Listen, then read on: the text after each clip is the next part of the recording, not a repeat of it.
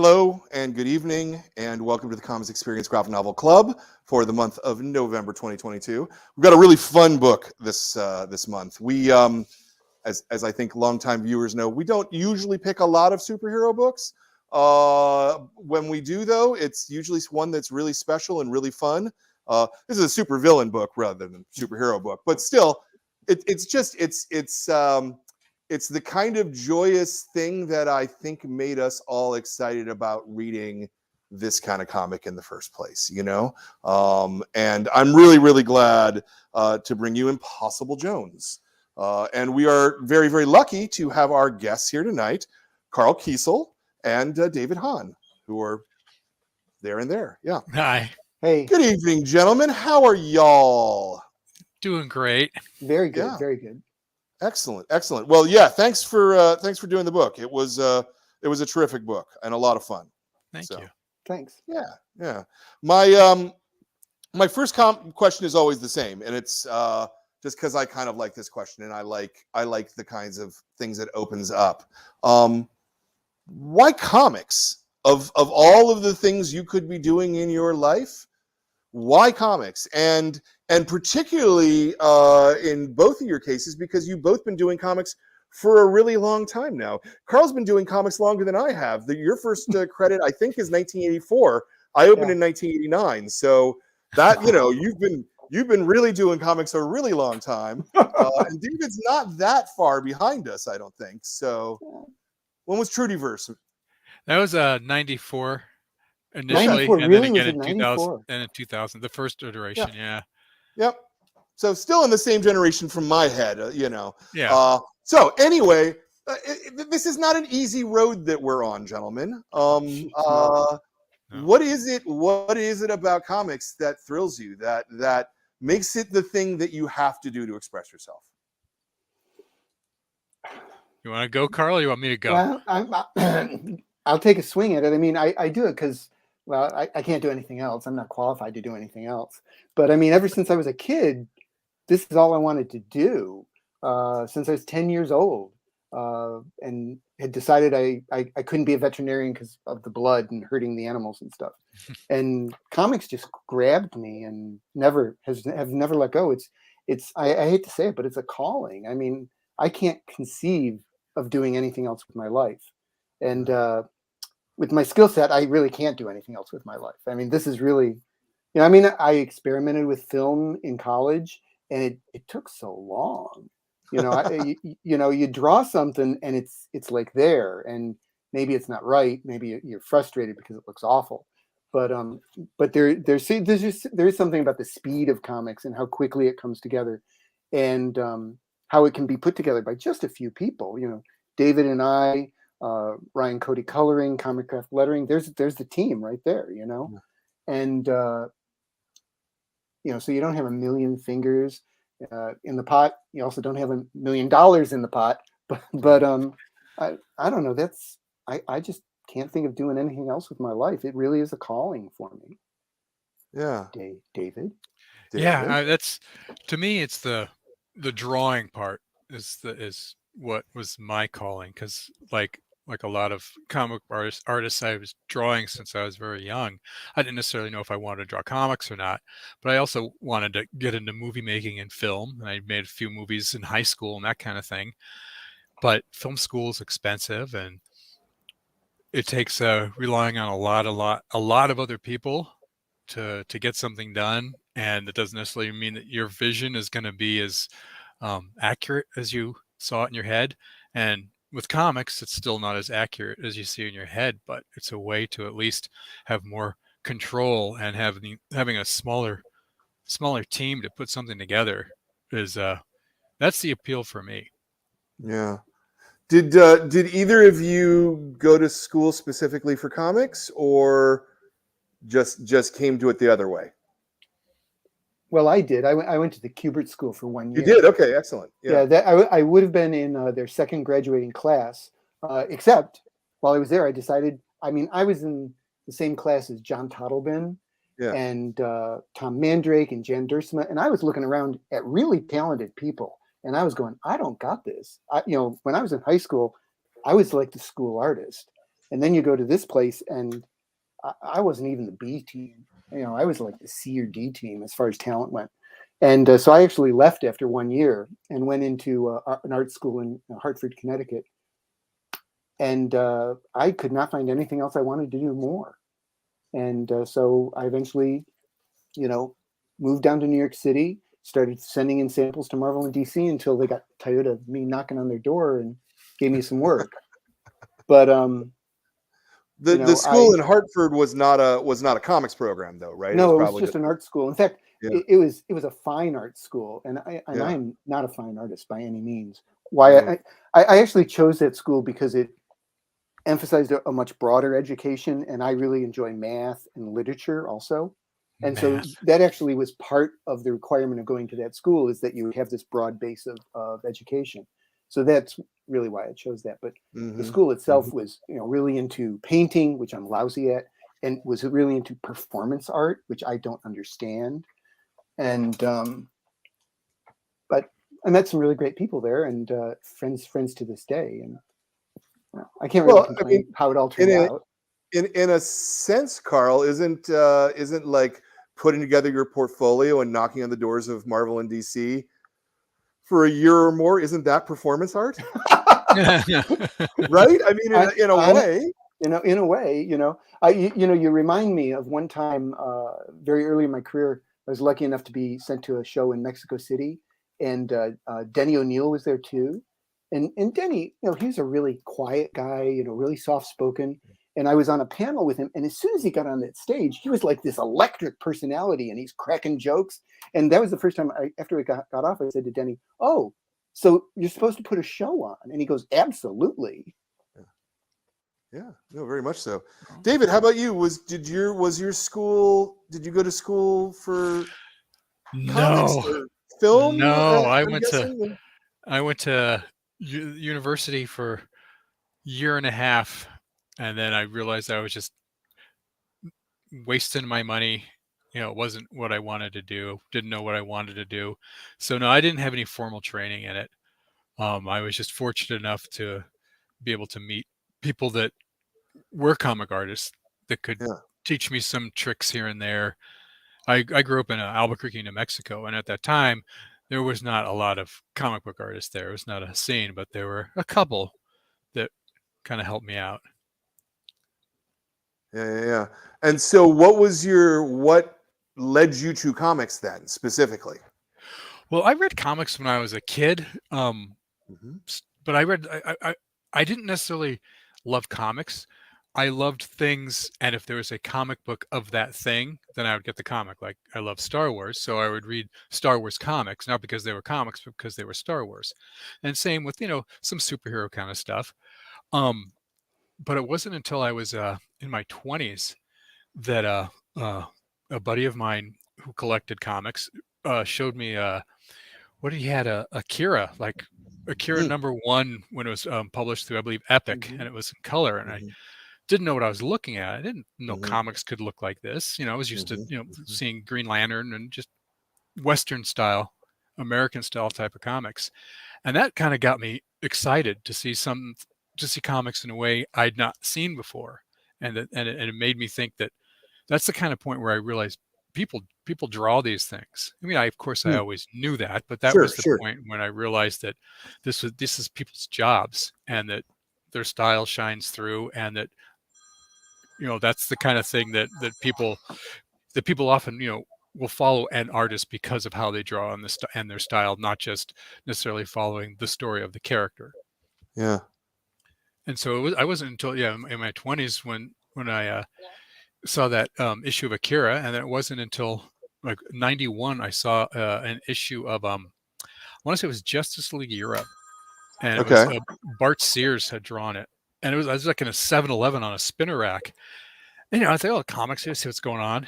And I remember just looking at that, and it looked so different than regular superhero comics looked to me. Just his style, just something I remember there was an image he drew of the Flash, just kind of had this little smirk on his face, and it wasn't drawn in the way that I always think of when I think of comics. And that was like the next level for me of, not only do people draw these things, and put their style in these things, they can kind of play with it and make it look sort of like it's supposed to, but different. It was like definitely there was Bart Sears' fingerprint on this drawing, and I didn't know who he was. I was like, "What is?" And I go, "Who drew this? What is this?" And that kind of got me excited about that. You're not just drawing the stories, but and you can draw anatomy and figures and such well, but the fact that you could actually put a little spin on it. And we just kind of take that for granted now that every artist kind of has their style, but that was an eye-opening thing for me. Sure, because in those days there was a lot of house style in the comics themselves from Right. Marvel and DC. So how did you get to do Trudyverse? That came about because I saw an issue of Love and Rockets that then blew my mind. It was like third level. From 1988, I saw Akira and it opened my eyes. And in 1991, saw this Bart Sears Justice League, and it kind of blew my mind. And then seeing Love and Rockets, particularly Jaime's work, really just kind of took me up to thinking that it was just fantastic. And I remember it was one of the punk rock Opie and Maggie flashback at a punk rock show, and I just thought it looked so cool how we could. A lot of the drawing was what wasn't there, and so that just was. And these were just like regular people doing regular things. It wasn't science fiction. It wasn't superpowers. It wasn't anything like that. These are just people living in a neighborhood and hanging out and going to parties, and so that kind of then I kind of aped that type of storytelling and type of art because it's something that was like my first big single influence in my art was Jaime Hernandez.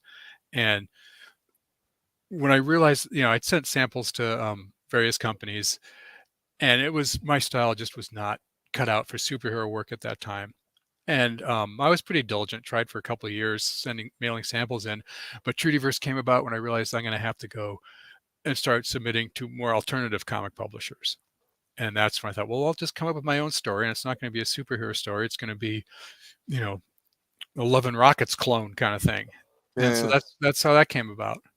Oh, that's neat. Karl, let me contrast that with you. I mean, you were submitting to Marvel and DC. Was it superheroes were the thing that you wanted to do, or was it that in 1984 there just weren't that many viable small publishers that you could publish something else at? Well, I mean, the answer is yes to all the above. But I mean, I loved superheroes as a kid, very much so, and went into the Kubert School wanting to draw superhero comics. But my awakening was not Love and Rockets; it was Milton Caniff.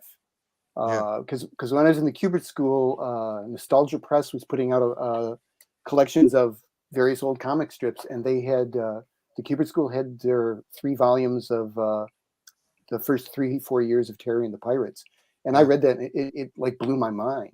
It blew my mind that you could write stories about people in comics who didn't have capes, didn't have masks, and it was gripping and it was beautiful, and that really changed my life. Kniff changed my life, and so. But at the time, of course, Marvel and DC, there weren't really many places doing adventure, and so I pursued the doors that could open for me, and I was very lucky. I was lucky I got in at DC as an inker, and that came about because a friend of mine in college said at one time, just one of those passing comments that changes your life. He was looking at my art and he goes, "I really like your ink line." And as soon as he said that, I thought maybe I can get in as an inker, and that's what I focused on. And at least for me, it happened fairly quickly. That's interesting. You were inking yourself though when he said that? Yeah, I was inking myself. Yes. Interesting.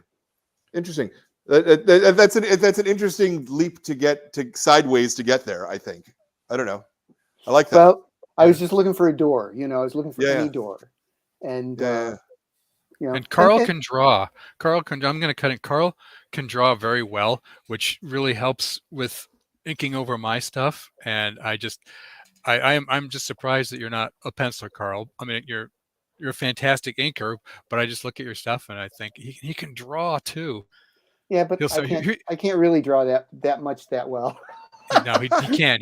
He'll say, here's an idea I had for a character. Here's a sketch, and it'll be like this, like publishable drawing. There, all right. Well, you're very kind, David. I mean, I can draw a pinup pretty well. So, but and there are people who've made careers out of drawing pinups. I understand that, but that's not my interest in comics. The storytelling is, and you know, like I'm working on a sequence that David drew right now that takes place in a convenience store, and I have to say, I would have gone crazy drawing that background. Nice, So, nice. So maybe let's talk for a minute about the genesis of Impossible Jones itself. okay. Where did this come from? Where did it came from you, Karl, I'm guessing, or when was David involved, or how does this work? Walk me through it, man. Well, the genesis is that I honestly woke up one morning and I thought, I know how to do Plastic Man. I mean, really, I woke up with that thought in my head. And believe me, I'm not a huge fan of Plastic Man. I was not hammering at DC's door to do Plastic Man for years and years and years. That was not the case. But I woke up one morning and I said, you know, you're a thief. You fall into a vat of acid. You wake up and you have superpowers. And the first thing you say is, I'm going to fight crime. No, the first thing you say is, I'm going to get payback on the sons of bitches who left me behind to die. You know, and then you go after them. And from the outside looking in, you're going after criminals. And so people start saying, you must be a superhero. And to me, that was like a viable way to do Plastic Man. And but I kind of knew this DC wasn't interested in doing a Plastic Man story, at least not with me. And so I just kind of put that idea in my back pocket. And I did pretty quickly come up with the name Impossible Jones, based mostly, going back to those comic strips again, on Al Cap, who he had a character called Stupefying Jones. And he had, you know, and I just loved that name. I just thought that was such a fantastic name. And so I was just, that was a tip of my hat to Al Cap. And so I put that in my back pocket until one day I saw a tweet from David, and he was like kind of bemoaning not having work that excited him or something. I can't remember what it was. And I reached out to him and I said, I got this idea that I think you'd be really great for. And that's where we got the ball rolling. Nice. And what was that tweet, David? Do you remember the tweet? I think I was bemoaning how little the industry paid and how broke I was. I think it was something like that. I think it was. Well, I was upset about health insurance or something. Oh, wow. Yeah, I think, and I remember, and Karl sent me an email that said something about, I saw that tweet, and my friend David, it sounds like you said something like, sounds like you're in trouble or something. I think I might have just the thing that might work out. It was something like that. It was like Karl to the rescue, and it really was. But no, I got to know, Karl, when you came up with the idea for Impossible Jones, was this like in recent years, or was this something like when you were a kid? You say you put it in your back pocket. Or was this more recently? Or no, it was Dan DiDio was in charge of DC. Okay. And Dan had no use for me. So yeah. Okay. Yeah. Because I know some of the characters go back to your childhood. Some of the characters in Impossible Jones do go back to second grade Karl. Yes. Yeah. Well, that's cool. Yeah. When I was trying to figure out the supporting cast, I knew I wanted a city that had a few superheroes, but not a lot. I didn't want a Marvel universe. I just wanted, but I wanted more than just Central City and the Flash. I wanted, a few, and then we could have lots of villains. So they're always, everyone's always scrambling to try to keep up with it. But so I pulled in two characters from second grade, Captain Lightning and Polecat. Wow. Those are some of the first characters I ever drew when I was a kid. Wow. And as a kid, I did not know Polecat was slang for skunk. I did not know that. I just thought he has a pole and he dresses like a cat. Why has no one used this name? It's a great name. Right. And later I learned why no one had used that name at Marvel or DC. So, but in Captain Lightning, that's one of the most generic superhero names you can think of, really. Yeah. but he fits I the feel like role. I feel like I've seen that somewhere somehow. Well, I'll tell you, when I was a kid and I was homesick one time, I was watching Let's Make a Deal, and there was a guy dressed up, and he was calling himself Captain Lightning. Okay. So I don't know if that's where you that saw was it. so. I think the funny part is that it sounds like, yeah, a name of a character that someone must have come up with at some point, but as far as we know, no one has. Right. Yeah. So now he's ours, and there's going to be people that think, how could that name not have been used already? Yeah. And we got it. Yeah. So okay. So you reach out to him in email, like, maybe I have a thing for you. What did you give him then? Did you write a pitch? Did you just sort of do a phone call and chat it out? I don't. Yeah, I imagine it was on email, but I don't remember what I sent you. I have no idea. You sent me a couple paragraphs, just kind of roughing out the character idea, and I believe you sent me a couple sketches that we still have, like just really rough, like a figure, a woman figure Right, and right. goggles. We knew that you at that time you knew that's kind of the look you were going for. Right. But yeah, you sent me something after you reached out to me. You sent me something pretty quick, like within days. Yeah. Yeah. Well, I mean, it was that idea that had to get out of my head. You know what I mean? Yeah. And we knew each other before this. This was like around 2017 or 18. Yeah. We've known each other long before that. Yeah. Sure. Yeah. No, I just always wonder about that, the spark, essentially it's a blank page and someone says X and you're like, oh, I responded to that because of Y, those stories always fascinate me a lot, because they're different for everyone. Yeah. So David, what was your reaction to what you got? Where you're like, this is going to be the thing. I was excited because it was KARL, and he has a good pedigree, and it was a creator-owned project. So it was like these three things coming together, and I've had faith in his projects and liked his past projects, and so it was it was an honor, and it was so well timed. And it was a situation where I didn't feel like he was handing me all this stuff that I could work on, but that it was like, here's some ideas that I've had that I've kind of knocked around, but they're not fully formed. And it was, just nuggets and kernels. So I felt like I had, more ownership in the creativity as opposed to him already having something that was kind of, more fleshed out. I felt that was exciting too, because I think we're pretty good at bouncing things back and forth. So what if he did this, or what if it was more like that, or I think that maybe this would be an alternate approach and that kind of thing. I think we work pretty well with that.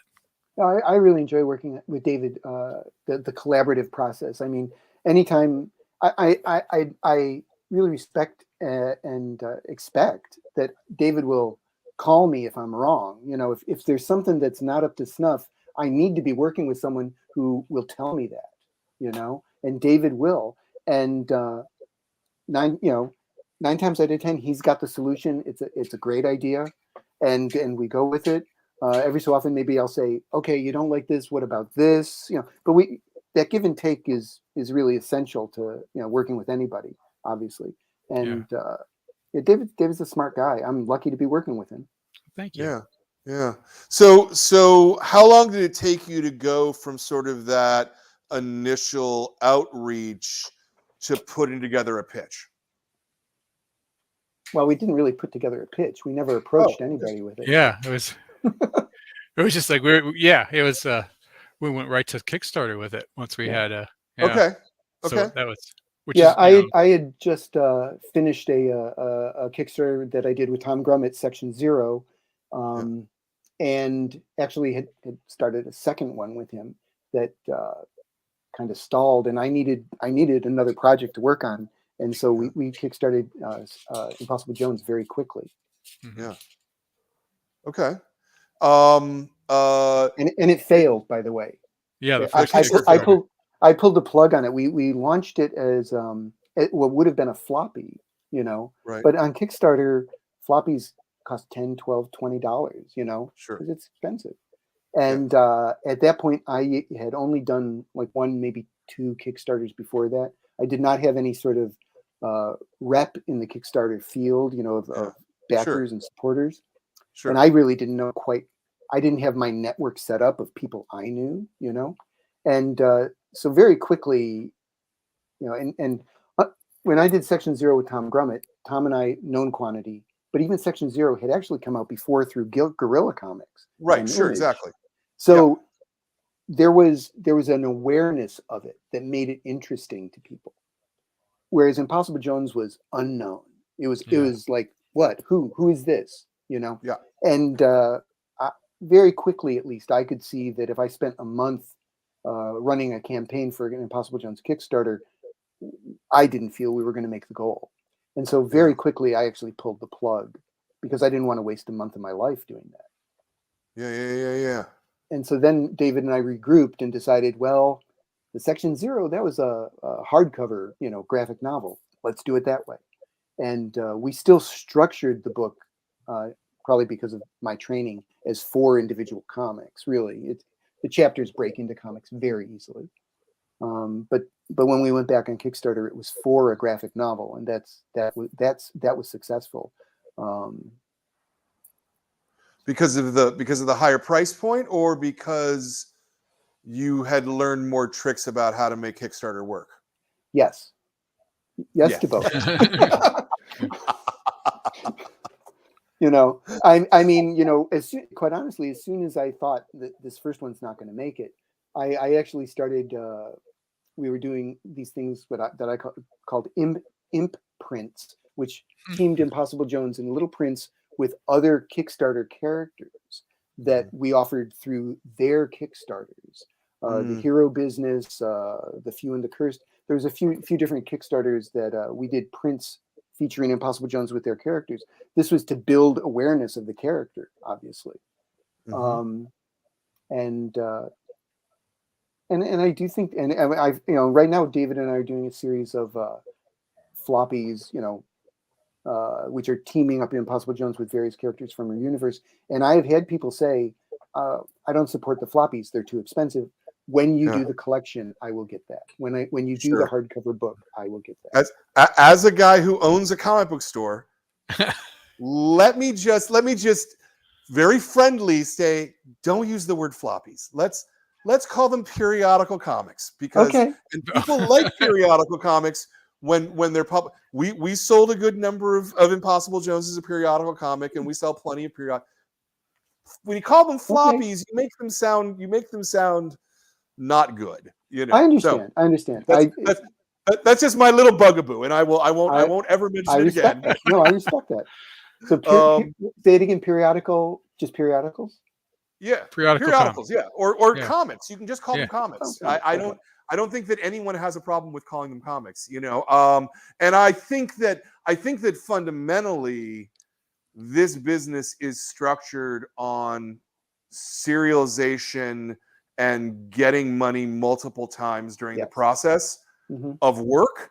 And, you know, in most cases, it doesn't work if you don't do it that way. Obviously, you made it work with the hardcover first, and then you got a publisher to give you a deal to do the serialization and then do the paperback. So this is now at least your third try, not third try, third bite of money on this, you know. Depending on how it sells, bite of money, right. Fair. Yeah. No, that's a fair point. I'm super curious, especially because, you know, Karl, you've been in this business a really long time, and you've worked on some really, really popular things in the past. Adventures of Superman 500 was one of the best-selling comics of the decade. You know, certainly, you know, the Connell Superboy. Hell, you've inked both John Byrne and George Perez. I mean, there's not a lot of people who can say that. You know, no, that was being in the right place at the right time. Let me tell you. Sure, that's fine. I just it's not curious to me. I don't know how to think of it that even someone who's been doing this as long as you have, who's worked for so many publishers and has a reputation for craft, it's surprising to me that like the original Kickstarter for this didn't work. Do you know what I mean? Mm-hmm. Well, I mean, that could just come down to, the right people didn't know about it. Yeah. You know? Yeah. I mean, do you think it's a flaw of how the market's working, I guess is the question that I wanted to ask. I'm not sure I understand that. Well, I mean, I guess you had the option to kickstart it, or you had the option to try to find a publisher and have them handle the serialization. But no, we did not have the option of going with a publisher because we have bills to pay. I needed money in the bank. I could have gone to Image and they would have probably published it. Jim Valentino, we would have gotten no money. They would not have given us the page rate for that. Right. And if I'd gone to IDW or something, I mean, they wouldn't have given me a livable page rate. Yeah. But they would have taken some of the rights too. Yeah. But Kickstarter, until Kickstarter came along, there was no way I could do a book like this. Yeah. Yeah. And when we pulled the plug on the first one, I just think that it was because not enough people knew about it. It's like that we weren't able to get the word out because, I think, especially with Karl's name on it, that certainly brings lots of, would bring lots of eyes to it. And I just think at that point it was just, I didn't quite understand how Kickstarter worked at that time, as far as I still don't, but as far as how to, I should put it this way, I didn't understand how to work Kickstarter. Sure. Yeah. Yeah. That's true. Yeah. And it's kind of a full-time job. Well, it is. When you're running the campaign, it really is a full-time job, or at least it should Karl. be. And I know, my friend Ron Randall, he's kickstarting his Trekker book, and that's how he's, doing that now. And he continually is amazed how, he will post about that like every day for a month while he's running a campaign. And on the 28th day, so this is a true story, like the last week of a campaign for one of his Trekker books, Pete Woods, a fellow cartoonist who knows Ron really well, that was the first time Pete knew about this Trekker book. And, Pete was telling Ron, I didn't know about this. I want to support it. But, and that is someone who knows Ron and, is a friend with Ron, and yet he didn't know about it. And is on the same social media, moves in the same online circles. But, just because you post it doesn't mean every one of your followers sees it. Exactly. Yeah, the algorithm is a harsh mistress, unfortunately. And, it's hard to tell what it wants sometimes too. I really don't know how it works. I really don't know how it works. Yeah. No, I don't think any of us do on any side, and I think it's frustrating. David, let me sort of follow this up with the other side of it, which is you and Paul Guinan are doing Aztec Empire as a digital comic. Is there a funding mechanism on that, or is it the thing where you're putting it out for free and then hoping that you eventually make money at the end?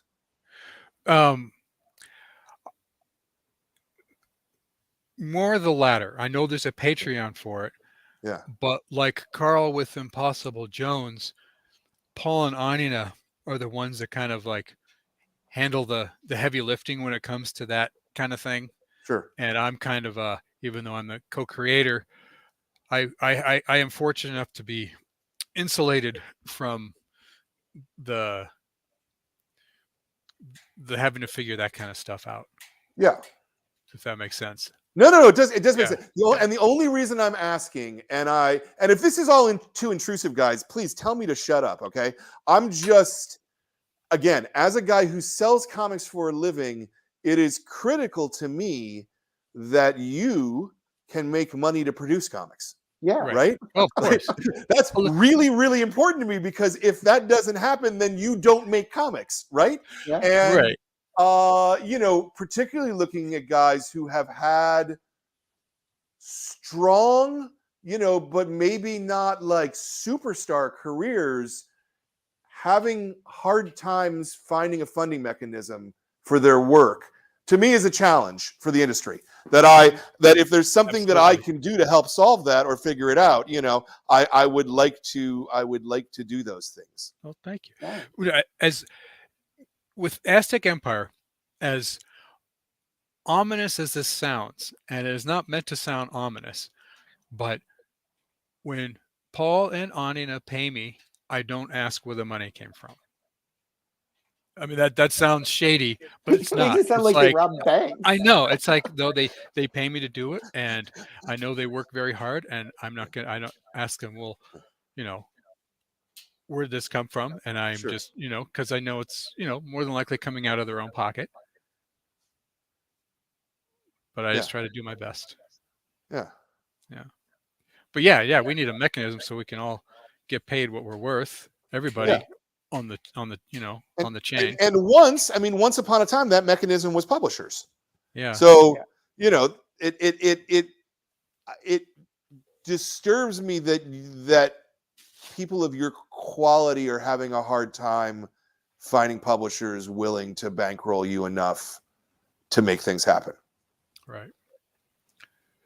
Yeah, I agree. Okay. Yeah, it's I was hoping you guys would have a no, this is good because it works this way, and then but okay, that ended in a dour place. Well, so I have to say, as I've gotten older, I've seen ageism in comics, and I think my own reading of it is at a certain point you get a typecast. And people said, I know what I'm going to get when I get a KARL Kesel comic, and maybe that's not the flavor of the month or whatever. And after you stop being the flavor of the month, you are very quickly forgotten, it seems. And quite honestly, right now at Marvel and DC, I might know 2 editors, maybe 3.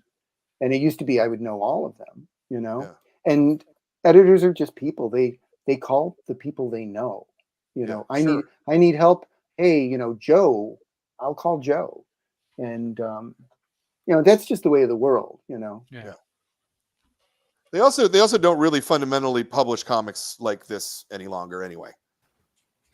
That are done in ones. That it's like just a narrow story. I don't know. Yeah, it's too bad. It's too bad because this is what all comics used to be like. I remember.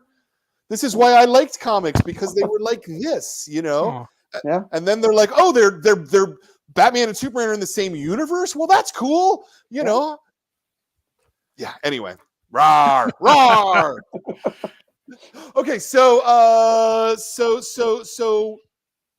you kickstarted. It doesn't seem to work, but you still keep pursuing the idea to do the book. How did you approach the actual creation of the work? Did you just start writing 22-page scripts? Is that what you did, Karl? Or yeah, more or less. I mean, more or less. I mean, they're not 22 pages.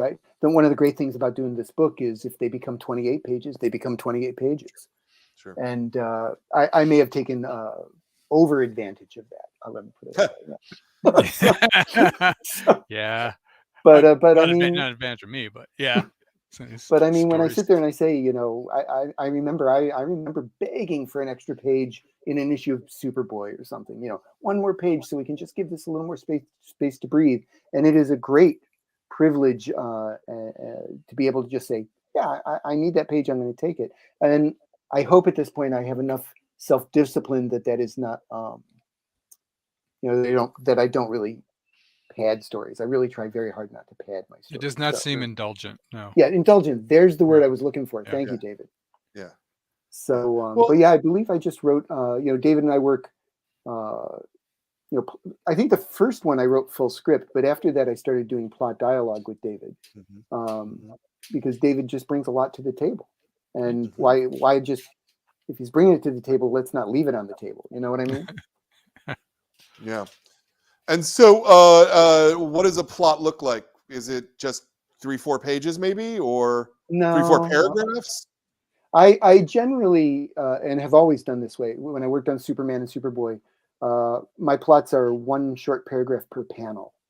Okay. and there will be suggested dialogue, or maybe I'll just even say, and Impossible Jones says something funny here. Mhm. You know, that might be the extent of it. I just know the beat of the story means there's going to be a moment of levity here. Yeah. But a lot of times I have suggested dialogue and send it off to David, and you know, I try to be good. David unfortunately told me he enjoys 9-panel pages, so sometimes I send him 9-panel pages, but generally I try to keep it at 5, at most 6. If there's action, maybe Yeah. 4. And That's perfect for this book. yeah, and it is. Yeah. It's perfect for this book. There are pages, there are scenes where you can do that 9-panel grid, but generally you want it much more open for this book. Yeah. And then David will take what I've done, and no, you can tell him what you do, David. I take what Karl has done and I thumbnail it out. And early on, we decided it'd be best if I showed him the thumbnails to make sure that we're on the, coming from the same place on what the intention is for the actions on the page. So I'll send him my thumbnails, and he'll say, "These are great, John." Or sometimes there'll be things that we'll need to work out, and he'll send me a little, a revised sketch of, I was thinking more of this, it was coming down this way. Or sometimes I just, I get stuck in the weeds in something, and I'll say, "Karl, I'm having a hard time envisioning how this would work. What did you have in mind?" And then he'll send some little sketch that, like, "Oh, of course, duh." It completely clarifies everything, and we go from there. And then I'll just start drawing pages in batches and sending them off to be inked. That's neat. The Karl, do you make your own thumbnails for yourself when you're scripting, or do you wait until David says, "Hey, I'm not quite sure with this one"? Yeah, I'll wait. I mean, I just, like I said, it's 4 or 5 panels a page, maybe 6 if it's a talkie page. And really, the only thing I do when I'm working on a script. I'm sorry, I'm getting a lot of calls tonight. I'm sorry. So, like, this is one of Karl's scripts. I always print my scripts out because I need to be out actually. I can't just look at a PDF. I actually have to do something, and I'll have tactile, and I'll do little sketches in the margins, little thumbnails. Love it. And then I will do those up more legibly and larger and send them to Karl. And often it's just little. I've seen guys do layouts and thumbnails, and they actually have, like, the figures have proportion and perspective and all this stuff. Right. And Right. I think, okay, those are the guys will just take that and then they'll blow it up and they'll be kind of a step ahead of the game.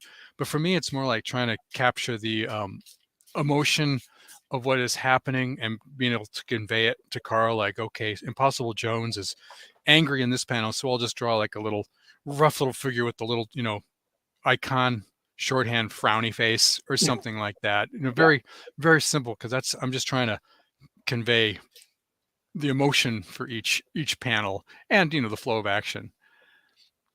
So I get kind of loose with that. Yeah, I love as long that. as Karl can read it, that's how much when you're doing the thumbnails are you thinking at that point about potential page turns and such, or do you wait until you start actually penciling before you start, like, worrying about the actual geometry of the space? It depends. With some of these stories that Karl has, we have scenes that take place in the same location for several pages. So I'll actually have to figure out the floor plan a little bit and figure out, okay, if a polecat's going to deploy his pole, like I tend to overthink things. I think, is he really going to have enough room to do that here and be able to hit this person that's behind him over here and such and such? And that's sometimes I get stuck in that with that, and Karl will write me back. And I'll say, "Karl, I don't know, I can't figure it out because he wouldn't really be able to do this and that, and Karl will write back and said, "I see what you're saying, but I think you're overthinking it. About this," and then he'll present something that's just like that's right. Of course this works. It doesn't. I don't have to account for every second of action. We can go from this to this. The reader's going to understand it, what's happening. And Well, that's the joy of comics, isn't it? Yeah, right, that the reader fills in the space. Yeah, exactly. Yeah. So So sometimes, yeah, I'll have to, Carl is very clear and he doesn't miss a lot of things, which is something that I can rely on. So I'm never stuck in the situation where you get to page 20 and there's, in the script says, and then she pulls out her broadsword. And it's like, wait a minute, when did she have a broadsword? She never had a broadsword before. There's nothing in the script about a broadsword. Now she pulls it out. Carl doesn't do that. Carl, there's a plan for everything, and there's no surprises. So that is something that makes driving a little easier, so to speak. There's no Very surprises nice. for David. Plenty of surprises for the readers. Yes. Yeah. Oh yeah. Oh, yeah. Let me ask you a similar question then, Carl. When you're plotting it, are you thinking about the page turns? Are you thinking that? Yeah. Okay. Yeah, I always think of the page turns. Yeah. Yeah. So, and I'll always try to make that right hand page have some sort of cliffhanger, so you want to turn it. Whether that's it can be as simple as someone asking a question. Why did you come here? I want to know. Turn the page. Yeah. The page turns are, once again, Mike Carlin drilled that into me back in the Superman days. I had a very good teacher. Yeah. But it must have been harder in the Superman days because you didn't know where the page turn was necessarily, right? Well, I guess it's true. I mean, I always just kind of assume, obviously there's advertisement, but I assume if it's a page, even an odd page number, you're going to have a page turn. Right. Even you don't. Yeah.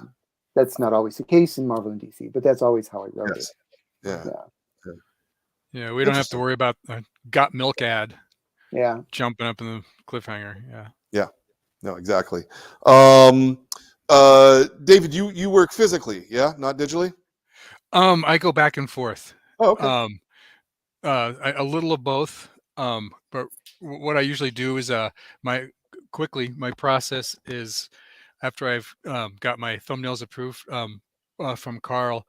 What I often do is I'll either sketch out the entire page on a piece of 11 by 17 paper, or I will draw figures individually in my sketchbook. So if I know there's a scene of a character getting whomped and flying backwards, I'll just draw that character and scan it in and cut and paste it in Clip Studio Paint and lay out the page that way, and then print it out and then redraw it and tighten it up and then scan that in.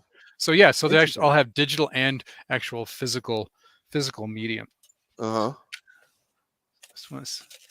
a fair amount of extra work to sort of do it twice, essentially. It does, but it goes by kind of fast. So like my pencils sometimes are just on my final pencils. In some cases are just on this printer paper. And I'm penciling right on that. So there's no way Carl's going to be successfully, or anyone, inking on this printer paper. But, so just because the texture of it on my hard wooden drawing table gives me the tactile feedback that I need for this type of work. Yeah. It sounds kind of weird, but just having thin paper on hardwood just makes some of these drawing some of these characters a little bit easier for me. Yeah. Yeah. And then you scan it in and then print it out large size. Is that what I heard there? Well, what I just showed you would be my finished version. I'd scan it in and then email it to Carl, and then he'll do his process from there. Yeah. Okay. And Carl, are you inking digitally then? No. I blue line his stuff and print it out, and I put a nice little top line on everything. Okay. And print it out and ink it up. I am not a digital inker by any means. I like having this in my hand. Yeah. And I would maybe I'm wrong, but I would also think that sort of the physical process of inking kind of requires that tactile feedback. Well, it does for me. I enjoy that, and even more than the tactile, I enjoy watching the ink on the paper. This sounds like fetishistic or something, but there's a way that the ink lays down on the paper that I find, I don't know, beautiful, really, quite honestly. Yeah. Mhm. Yeah, I've recently I tend to go back and forth every year or two between digital and analog illustration, and I did 6 issues of a $6 Million Man a few years ago, and that was completely digital from pencils to inks. There was not a sheet of paper used for anything. Mm.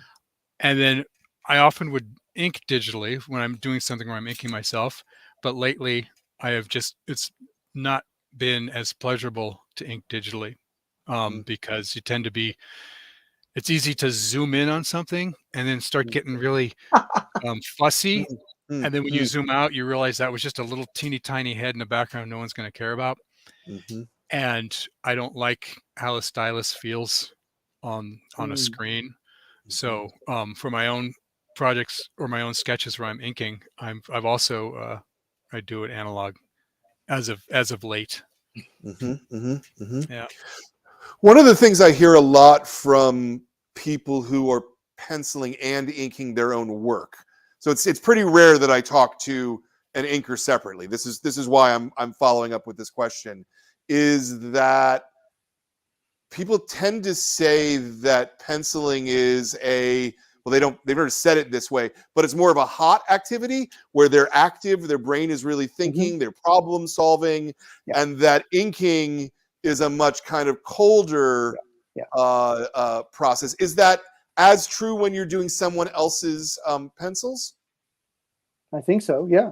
I Okay. mean, uh, I know what little penciling I've done. Um, I think I probably could listen to music, but when I ink, I often listen to podcasts or books on tape, and I know I can't do that when I'm penciling. My Yeah. brain is too focused in some other direction. I can't even listen to music when I write. I have to quiet. Oh And yeah. yeah. But I when I write, I know all I'm doing is putting stuff out. Things are leaving my body, going onto the paper or into the computer. But when I'm inking, yeah, stuff is going out my pen when I'm inking with my brush. But I can bring stuff in. I can listen to the news and actually retain what the news is talking about. Mhm, Um, mhm, mhm, so mhm. once again, I'm very popular tonight. Very I should- popular. When I I ink, think I think that's more phone calls than I get in like a month in Yeah. one night. So, and I'm sorry, I don't really know how to turn my ringer off, and I'm afraid if I It's all turn it off, I good. It's all never know how good. to turn it it's back fine. on. Whenever So, I ink something, I like if I'm going to ink Aztec Empire, I'm usually just inking my own stuff. But I Yeah. don't consider myself an inker like Carl. Carl is an inker because he approaches it with a sense of professionalism and craft and has solutions to problems. Whereas to me, when I'm going over my pencils with ink, I am just inking in my stuff. I'm finishing my drawing. It's not Right. in my head a separate thing. Yeah. However, when I do have done the heavy lifting to get a page drawn and say it's Aztec Empire and it comes time to ink it, I'll sit down and I'll think, I get it. I get when Carl says about how it's almost a meditative kind of thing mhm. that you still have to figure out line weights and how you're going to do this and how you're going to do that, but you're not problem solving as much. The storytelling's done, the construction is done. Now it's just making it look extra nice, and I can see how that's something that an inker can look forward to doing because that is almost like like a Japanese garden with the rake in the gravel, like just something that's very smooth and mind clearing, mind clearing, not mind clearing, that Yeah. can be just meditative. Right, Yeah. right. Yeah, I mean, I always kind of compare it to a cinematographer in movies. I'm not the director as an inker, but I do. I mean, I look at David's stuff and I say, what is David trying to say here? And how can I say it in ink? How can I maybe enhance what he's trying to say in ink? But I mean, really, it's what David is saying. What is what I'm trying to capture. Do you end up making lighting decisions as well when you ink? Me, I would say Yeah. rarely. I would say Okay. rarely. Okay. I mean, that's really in David and Ryan, the colorist, Yeah. Yeah. his hands. Yeah, I was just trying because you said cinematography, and that's the next place Yeah. that my brain went was, Right. is that a, because I don't know. Yeah. The term I always liked, though it never really became popular, was embellisher rather than Yeah. inker. Do you have a stance on those terms either way? No, I like inker fine. Yeah. I have no problem with inking. Inking is what I do. Yeah. It's like I don't have a problem with the word comic book as opposed to Right. Floppy. graphic storytelling or whatever. Floppy. Floppy. I'm sorry about floppy. Yeah. Sorry. No. Anyways, so no, I don't mind being called an inker at all. So. Yeah. Yeah. No, it's a certainly it's an interesting craft. Inking and coloring and lettering are all as important as the penciling, but it seems to me that they just don't get the same amount of respect a lot of the time. Mhm. Yeah, well, I would say I would probably say they're not quite as important as the penciling, but I would say that when I got into the industry, the hierarchy was writer, penciler, inker, and I have to say today that the hierarchy is writer, penciler, colorist, inker. I mean, computers, what people can do coloring with computers now, and I'm not even talking about the over coloring that you see everywhere with special effects in every panel. But what Ryan can do with Impossible Jones using the computer, the subtlety he can bring, more and more, I notice art because of the comic art because of the coloring, as opposed to the inking, and that's an inker talking to you. Right. Interesting. How long did the various steps take? You writing a script, is that just a matter of days? Depends. I mean, I can usually do about 6 pages of plot a day. So within a week, I could probably finish a regular comic book. Okay, some days not quite 6, rarely more than 6. Yeah. And then inking, especially with 2 small kids at home, 1 page a day. Yeah. And David, for the penciling, the thumbnail and penciling, so that's 2 steps, I suppose. If I'm doing it for myself, it's a lot shorter time than if I am penciling for Karl to ink, because there's just certain shorthands I can give myself that I know. But I would need to make things much more clearer for another party to ink. But so about a day. If I'm making a page for Karl, a day, and I have I'm always confident that changes that he wants to make or tweaks or everything he's going to put on there is just going to make it better. Yeah. So some people if they don't have confidence in the inker, they make something inker proof, which is drawing it in a way where there's no room to interpret a line other than exactly as it appears there. But because Karl knows how to draw, that certainly it helps, because he can tweak things a little bit, especially bit things on clothing and cuffs of boots and gloves. He can put his own imprint on that makes it look great. Yeah. Well, page a day is great. Has that been fairly consistent throughout your career? Yeah, that's because that was that was the standard I was taught, to do a page a day. Sure. But it's what it really comes down to is my time management. Page a day, if I can sit down and draw and not allow myself to be distracted, or not do the freelancer thing of, I can actually get 2 pages done today and then I imagine the perfect conditions of getting 2 pages done that never happen. Like, I got this page done in 4 hours yesterday, so I can do 2 of those today in 8 hours, and it never happens because the phone rings, or all of a sudden you're responding to an email you didn't expect, and this, that, and the other thing. Yeah. You did the successful Kickstarter of the hardcover. At what point did Scout get involved? Did you did they come to you to say, hey, we'd like to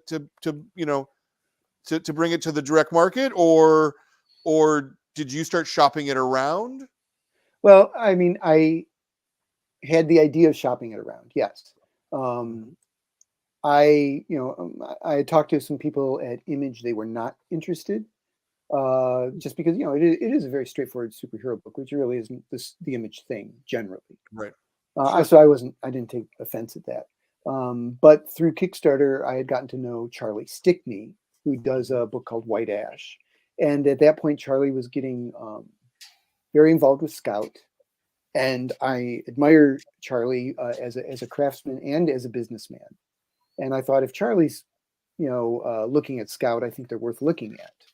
And so I mentioned to Charlie, do you think Scout might be interested in Impossible Jones? And he said, I think they might. And, I think through Charlie, actually, he made the official offer, and we moved forward from there.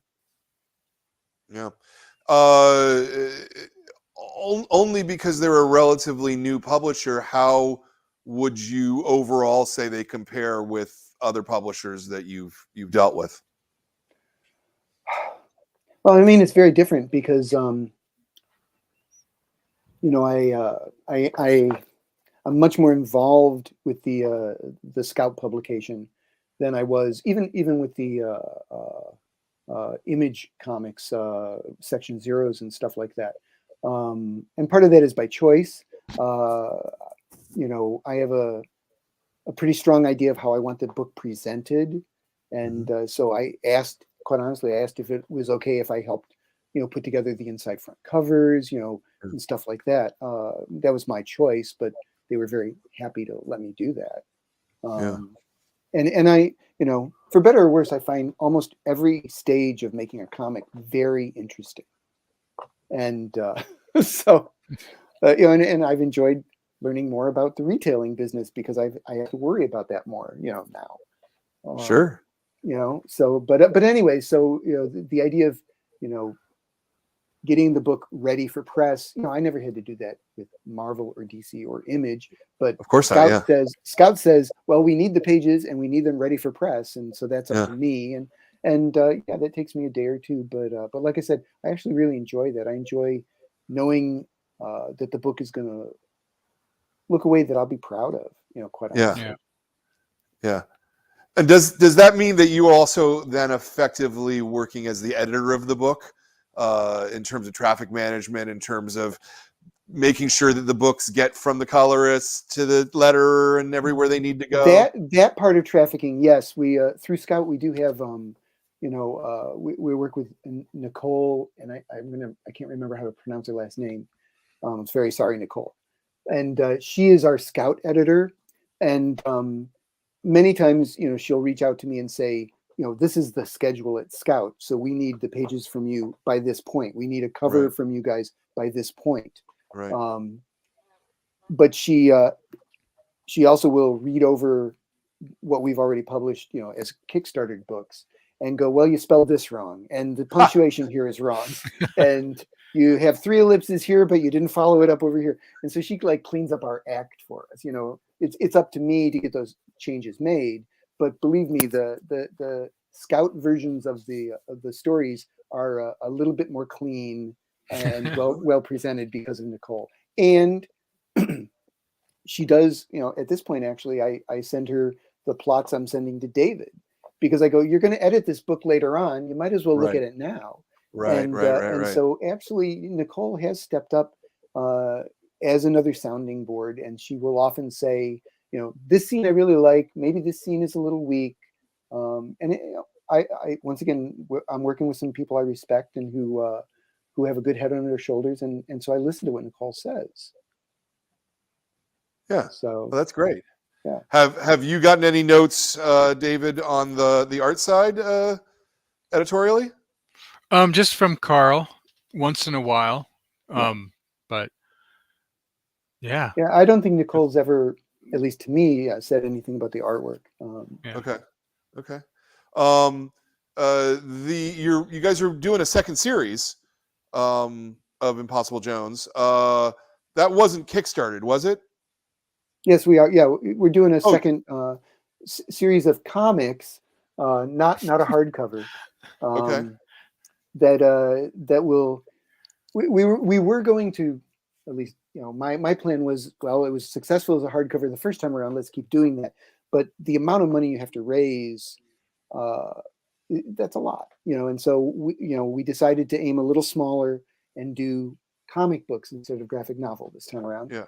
And that meant we could, once again, this was also a consideration, was if we do a graphic novel, it might be a year or a year and a half before it's done. But Right. with the comic book, we can get Impossible Jones out in front of people more often. Yeah. It's not a monthly basis, but it is more often than every year and a half. Yeah.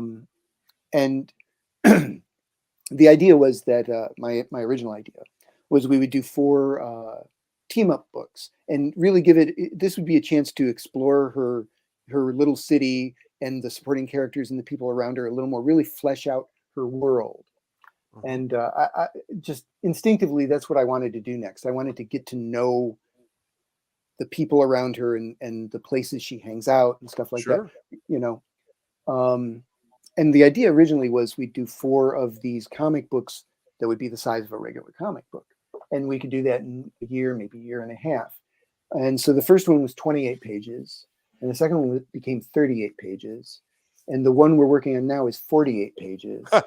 So Yeah, they're growing. So unfortunately, what I thought was going to take a year and a half is probably going to take us a couple of years to do. Right. But once again, this is what the story's called for. To tell these stories took those pages. Yeah. Yeah. Yeah. You're not begging for that extra page for Superboy. Yeah. No. Yeah. So the model still becomes Kickstart, publisher, collected edition, Right. sort of multiple things at at least where we are right now in the Kickstarter universe. One Kickstarter really doesn't. It might break even, but we certainly are not putting money in the bank. At least I'm certainly not. Yeah.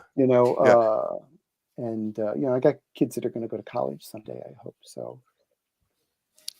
No, I understand. When we would like them to do that, and we want you to have money. I mean, whatever it takes is what it needs to be.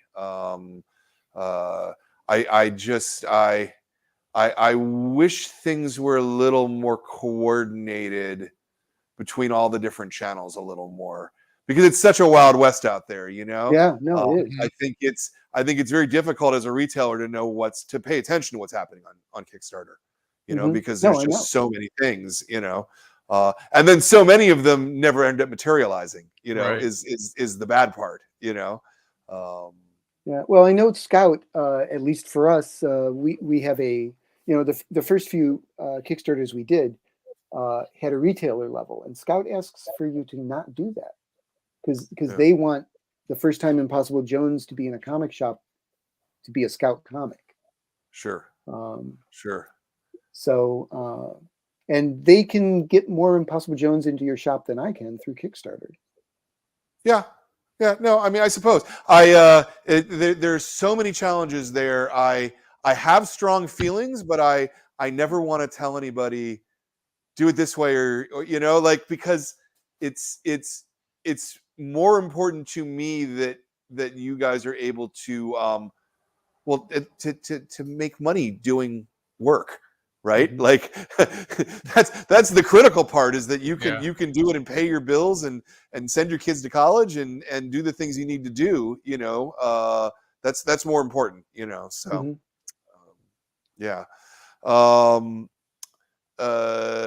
so that's the immediate future. Impossible Jones are the team ups. Yeah. We're working on the third one, and we'll have one more after that. And then there will be we will do a collected edition of those. Yeah. And if Scout is still interested, we would probably have Scout distribute those into the comic shops. Yeah.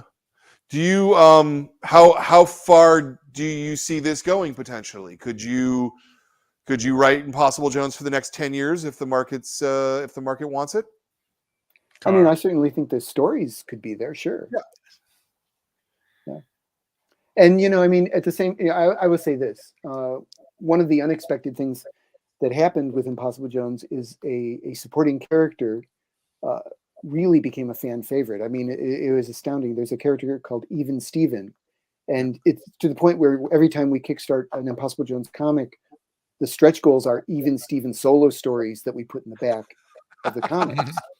I mean, he became very popular, and he was a breakout character. He is the breakout character. He's the Michael Keaton of Family Ties or whatever. But but so the idea of okay, you're right, but I just, wow, okay. Well, I don't know. That was the first time I ever learned about breakout characters. Was Michael Keaton on Family Ties? That was the first time I heard that term used. Okay. So whenever I think of breakout characters, I think of Michael Keaton. Right. It's weird because I would have thought of Arthur Fonzarelli. I was going to say the Fonz. Well, yeah. I don't think that to me is the original breakout character. Yeah. Well, I don't think I heard that term used with him. That's the difference. Yeah, but I would agree, he certainly was. But anyways, because he is very popular, there's a very strong fan base for him. I think it would be very fun to focus on him at some point and really see what makes him tick. So as another mini series or a one shot or graphic novel or something, and once again, that might also be a nice slight change of pace for David and me. Sure. Yeah. So, but I mean, Impossible Jones is a character that I have deep interest in, and I think there's a lot of potential in the concept that we really have barely scratched. Yeah, this is I agree. A setup. Yeah. Yeah. No, I agree. Like I said, ton of fun, and I loved it a lot, and I would love to see more. That is fantastic. What else are you guys working on that you want to plug? Solo work, anything, I obviously have Aztec Empire, David. KARL, is there anything you wanna plug that might be coming up? Right now, really, I'm working on Impossible Jones like 90% of the time. Tom Grumman, I do have an outstanding Kickstarter that we're trying to finish off. Tom has been a bit slow, unfortunately, some family problems and stuff. But we are still moving forward on that. But I mean, that's it. I've got nothing else on my plate. And I don't have time for anything else on my plate. Yeah. And I just wrapped up a project with Alex Segura and Elizabeth Little called The Dusk, which was a Kickstarter graphic novel that was the campaign was 2 years ago, and we finally, due to various scheduling conflicts, mostly on my end, it's finally getting wrapped up, and it's going to be coming out from Omnibus Press pretty soon. Nice. Very good. We'll keep a look for that. What's the progress in Aztec Empire? Is it have you reached the halfway point yet? No, I don't think we have. I mean, we haven't. Paul's the one. Paul has all this mapped out in his head, and I'm sure in his notes. Yeah. But I know the milestone is we haven't. Cortez hasn't even met Moctezuma yet. Wow. Like he hasn't even set. We're on page 77, and he hasn't even set eyeballs on the capital city, on Tenochtitlan. Cortez hasn't. So there's so much more. This will be like I'll be an old man drawing this. Right. So, yeah. Well, I'm kind of hoping that someday we'll able to make Aztec Empire a graphic novel of the month club book too. So that would be great. We might do it in sections. Okay. I mean, that's probably most likely what's going to happen. Is it'll be book 1, book 2, book 3. Big books. Yeah. Well, you guys published a comic book of Aztec Empire a while ago, right? Was that self-published? That was a boutique thing. Right. The Aztec Empire that was used for promotional materials at shows and such. Yeah, but my son, who at the time was probably 5 years old, he loved that book. He loved it. He loved Aztec Empire. Oh, I didn't know that. Thank you. Yeah, Isaac loved that book. All right. Well, we're going to keep this plenty more of work of that. Plenty more of that story to be told. That's for Yeah. sure. Yeah. Yeah. No, I'm waiting for a physical copy to come out so that I can sell it because I can't sell digital comics. Sorry. No. Not a thing I can sell in the store, Yeah. Oh my God, that'd be terrible. They'd just be like, what would that even be? Like little cards on a rack that you take and you just scratch off the thing and type it into your computer. This is somebody has actually it may even have been Scout. Actually, it's one of the newer publishers has tried that, and I don't think it went over very well. Yeah. It might not have been Scout. Maybe it was Mad Cave, or like there's all these publishers that kind of came around right at the same time. Right. That I get confused, unfortunately, of who is who and what is what. But yeah, someone tried it exactly that way, like a spinner rack full of little plastic cards that you. And I was just like, that's not. I don't want that in my store. No. That doesn't seem right to me. Oh, okay. All right. So let's do the big wrap up here. This is a series, obviously, as you guys know, of shows. We are probably somewhere near our 300th interview, somewhere along those lines at this point. I know, crazy, isn't it insane? I love talking to people about making comics, though. So, but what this means is that we have a lot of people who are watch this who want to make comics and don't know what to do, or they're scared, or they're they haven't made the leap yet. So if you wanted to give someone a piece of advice about working in comics, whether it's a craft thing, whether it's a philosophical thing, whether it's an emotional thing, a spiritual thing, however you want to answer it, what would be the sage advice that you would give someone who wants to work in comics?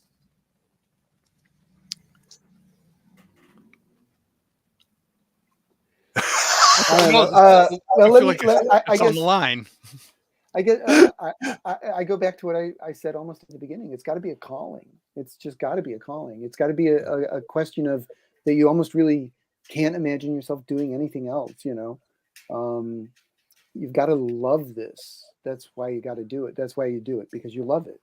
I mean, many years ago, I was actually invited to talk to a graduating class from my high school many years after I graduated. And, my advice to them, and I think it was good advice, was, find something you love to do as your job. And if you love it, the money will come. And if the money doesn't come, you still love it, and that's always been my approach to comics. So certainly it's certainly true for me on the comics retail end, I think. So David? I would say for either an artist or a writer, but primarily for an artist that wants to draw comics, draw the comic that you would want to read. Yeah. Create the comic that you would be excited to see and want to read. Don't try to second guess what you think other people might want or what is hot. Draw the cool thing that you think. Draw the cool thing that would get you excited if you saw it for sale in a comic book store. Yeah. I like that advice. That's really good advice. Yeah. Excellent. All right. Well, stick around for a couple minutes here. I'm gonna do a little wrap up here of the show. Put me on a 1, Ben, please. You guys just stick around for a minute while I do the wrap up here. So first off, if you're sitting at home and you're looking for something to read, and Lord knows it's still time where a lot of people are sitting at home and looking for things to read, thoroughly recommend Impossible Jones. It is fun. It's got a lot of action. It's got a lot of heart. It's everything you want from a superhero style comic, I think, without the without the weight of the Marvel and the DC universe, but all the joy of those things too. And if you buy it from us, from our web store, you also get this super cool signed book plate with it that is very cool. It's very cool. So buy it from us. That's a thing to do. I would like to make a lot of thanks here. I want to thank Jordan, my producer, who does all the stuff backstage. I want to thank Ben, who has been running the camera tonight. Thank you, Ben. I want to thank my staff, Kat, Katie, and Zoe, for being a staff and letting me sit around and talk about comics with people, because certainly that the store is what pays the bills. And I want to thank everybody who's sitting at home and watching this, or if you're listening to it on our new podcast versions, go ahead and subscribe. It makes a huge difference. And, talk about it on social media and let people know if you hear things that you like, if you like our books. Join the club. Do it. Join the club. It's a thing to do. And most of all, I want to thank Karl and I want to thank David for making a great book like Impossible Jones, which gives me a thing to talk about. Because if it wasn't for you guys making comics, I would be a lawyer or something. I don't know. I mean, something not as interesting as a comic book shop guy, though. So thank you from the bottom of my heart for being here, for participating, and for making great comics. Thank you, Brian. Thank you, Brian. Thank you. Yeah. And thank you for all the hard work you do. Yeah. No, thank you.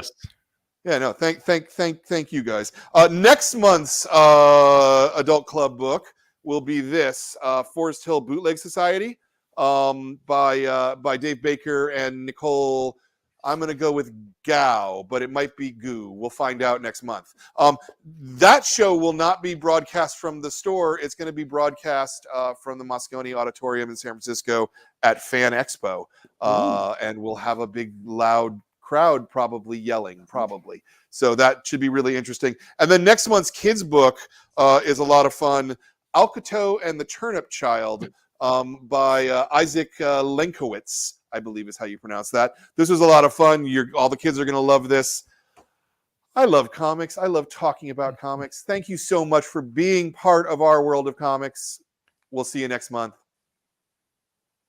Thank you for watching this episode of the Graphic Novel of the Month Club. If you enjoyed what you were watching, please subscribe and hit that bell up in the top corner. If you enjoyed the books that we're talking about and the creators that we're talking to, every month we pick a brand new book.